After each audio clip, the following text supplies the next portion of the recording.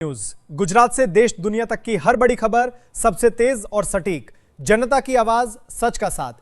प्रकोप न्यूज। સાંતલપુરમાં વિભાજન વિભીષિકા સ્મૃતિ કાર્યક્રમ યોજાયો। વિભાજનની વેદનાને યાદ કરી રાષ્ટ્રીય એકતાનો સંકલ્પ ભારતના ઇતિહાસનો એક એવો અધ્યાય જેને યાદ કરતા આજે પણ હૃદય કંપી ઉઠે છે। ભારતનું વિભાજન, લાખો પરિવારો પોતાના ઘર વતનથી વિખૂટા પડ્યા, અસંખ્ય નિર્દોષ લોકોએ જીવ ગુમાવ્યા અને અનેક પરિવારોએ અસહ્ય પીડા સહન કરી। આ જ કરુણ ઇતિહાસને યાદ કરવા સાંતલપુરમાં સીમા જાગરણ મંચ દ્વારા વિશેષ કાર્યક્રમનું આયોજન કરવામાં આવ્યું। સાંતલપુર ખાતે સીમા જાગરણ મંચ દ્વારા આયોજિત કાર્યક્રમમાં મુખ્ય વક્તા તરીકે આચાર્ય સુરેશભાઈ રાવલ ઉપસ્થિત રહ્યા હતા। કાર્યક્રમમાં સીમા જાગરણ મંચ સાંતલપુરના અધ્યક્ષ વિજયસિંહ જાડેજા, દેવાભાઈ આહિર, સાંતલપુર કોલેજના આચાર્ય રાજાભાઈ, સરકારી ઉચ્ચતર માધ્યમિક શાળાના આચાર્ય, શિક્ષકો તેમજ મોટી સંખ્યામાં વિદ્યાર્થીઓ હાજર રહ્યા હતા। મુખ્ય વક્તા આચાર્ય સુરેશભાઈ રાવલે ભારતના વિભાજન દરમિયાન બનેલી કરુણ ઘટનાઓ અને તે સમયની પીડા પર પ્રકાશ પાડ્યો હતો। તેમણે જણાવ્યું કે વિભાજન માત્ર દેશના નકશાનું વિભાજન નહોતું, પરંતુ લાખો લોકોના જીવન, પરિવારો અને ભાવનાઓ પર ઊંડી અસર કરનાર ઐતિહાસિક ઘટના હતી। વિભાજન